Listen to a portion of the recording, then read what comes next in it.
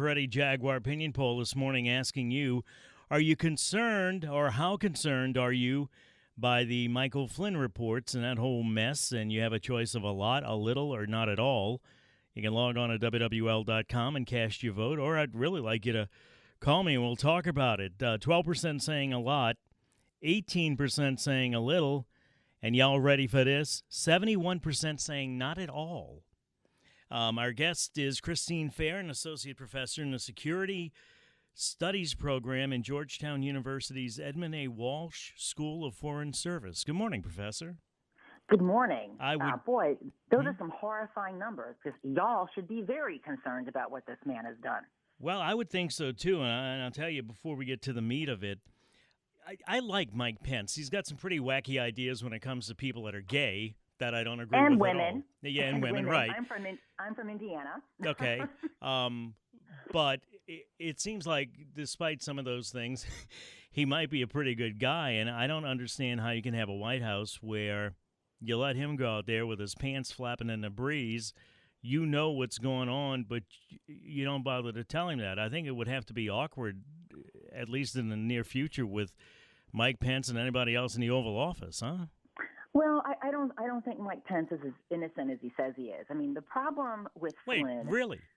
Yeah, so the thing that people may not appreciate about Flynn, which is probably why these numbers are surprisingly high for I don't seem to care about this, is that he was a problem from the beginning. My primary area of focus is, of course, Afghanistan and Pakistan. Your folks may not know this. So remember all that outrage about Hillary Clinton's emails and lock her up? Well, if you were actually paying attention to Flynn, Flynn was actually fired by Obama. He was one of the most disruptive individuals in the intelligence community. Insubordination, right? Well, boy, it's even worse than that. So he had been told explicitly that what he wanted to do in the Pentagon was illegal, and that is that he had an unsecured internet connection installed for him, even though he was told explicitly that this was illegal. And he did it anyway. Pakistan has been one of the biggest reasons why our troops are dying or have been dying in Afghanistan. And he didn't understand the Pakistan problem. He actually gave highly sensitive operational intelligence to the Pakistanis that compromised the safety of our troops. So, wow. And this is, if you were paying attention, I live in D.C., so unfortunately I saw the ramifications of this close up and personally. He and his son were personally responsible for spreading at least 17 fake news conspiracies, the most crazy of which was Pizzagate, in which he and his son asserted that the Secretary Clinton was running a pedophile ring out of a D.C. pizzeria. And now this would be humorous if people didn't actually believe it. Well, Doc, I was going to tell you, I get calls on it. People still think that's true. I know they do. And we actually had a fellow drive up from North Carolina with an assault rifle. Now the important detail here is a white fella, because by the time he rolls up to this pizza parlor and starts shooting it up because he is utterly convinced that there's a dungeon in which children are being raped, all the time in the world, he had to think to himself, boy, is this really going on? But no, during that drive, he's getting himself psyched up. He goes into the pizza parlor. He shoots the floor because he's convinced there's a basement. He shoots the computer because he thinks that there's a fake wall. Now, he's a white guy with an assault rifle, so he doesn't get killed immediately. And so we have the opportunity to hear the interview with this guy. After doing all of this, he still believes children are being raped. So Flynn and his son were responsible in considerable measure for not only starting that outrageous conspiracy, but at least 16 others. So, and on top of that, his ties with Russia go way back. He was a paid speaker for RT, which is a pro-Kremlin mouthpiece. Now, these were all things that the Trump administration knew about him. And in fact, there had been numerous media reports about him that were in the public domain. Your readership can Google him before he became NSA. So I think there's very little reason to think that the Trump administration was surprised. In fact, I think they viewed his ties with Russia as an asset because recall, Trump has from the beginning been utterly defiant that Russia is not our biggest threat. Now, it's interesting. A year ago, mainstream Republicans were of the belief that they certainly were. And what's actually interesting is that Trump himself in 2014 had praised Mitt Romney for his proper identification of the Russian threat as being the most pressing. So what accounts for this 180 flip-flop from Trump in 2014 to Trump today? And this raises what needs to be asked and therefore needs to be investigated if Shafetz were doing his job. What do the Russians have on him? There was a pretty botched dossier that came out in December about what is the compromising intelligence that the Russians have on Trump. But something has changed between 2014, when he was resoundingly with the Republican mainstream about the Russian threat, and today. And it hasn't been Russian behavior. Russian behavior has actually worsened. Professor, I don't want to get lost in this, but I'm getting a tremendous amount of texts. Is there any empirical data that says really people that go shoot up places with assault rifles have a higher propensity of living if they're white than black? It seems like I can think of a bunch of white people that have been killed when they go to shoot up a place. Well, of course, the reason why the race of the fellow is germane is that had that fellow been African American, he would have been. There's no way he would have gotten out of that alive. So I think. Well, you don't know that, do you?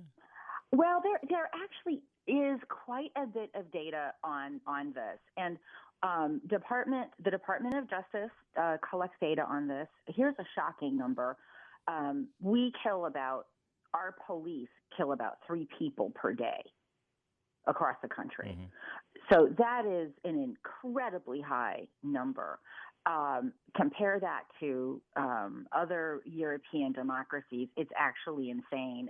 They may kill 3 people a year, and that would be an extraordinary year. So we have a police force which is highly militarized, and the numbers of black folks that have been killed by police is incredibly high. And now I'm not all of the police that have killed unarmed black people. The interesting thing is some of those police officers have themselves been minorities.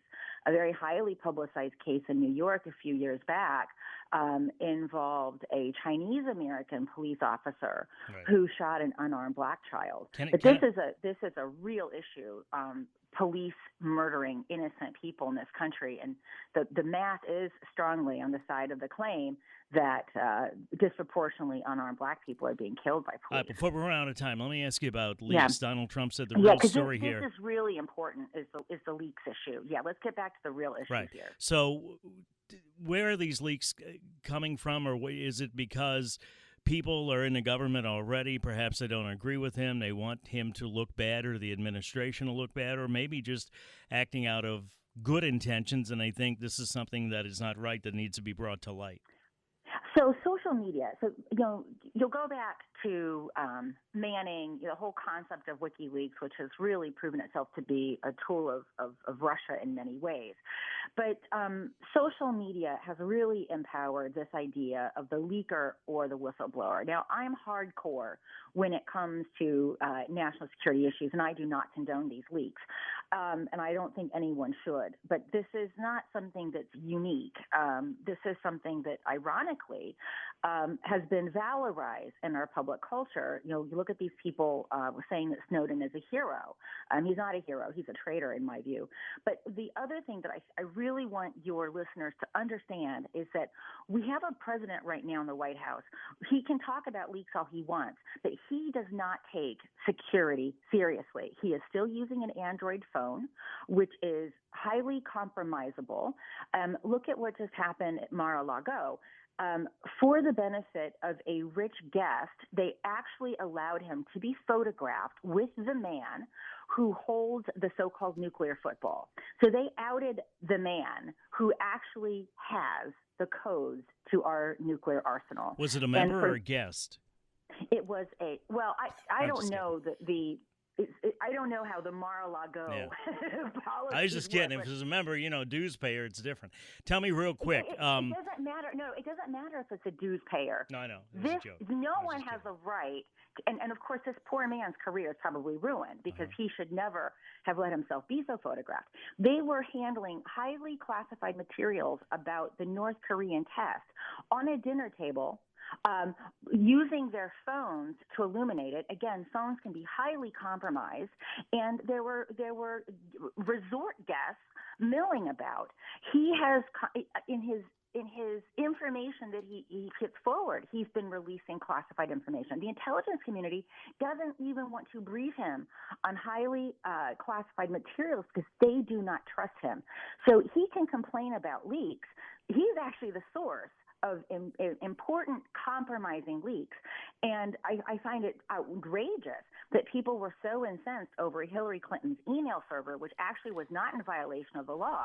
Yet every single day, he is violating the standard operating procedures for how classified information should be handled. And we should all be outraged by this, Democrat or Republican. Hi, Professor. There was a time when Republicans cared about this stuff, and I hope that they begin caring about it soon. Thank you. We're going to have to leave it there. We're out of time. Christine Fair, Associate Professor in the Security Studies Program in Georgetown University's Edmund A. Walsh School of Foreign Service.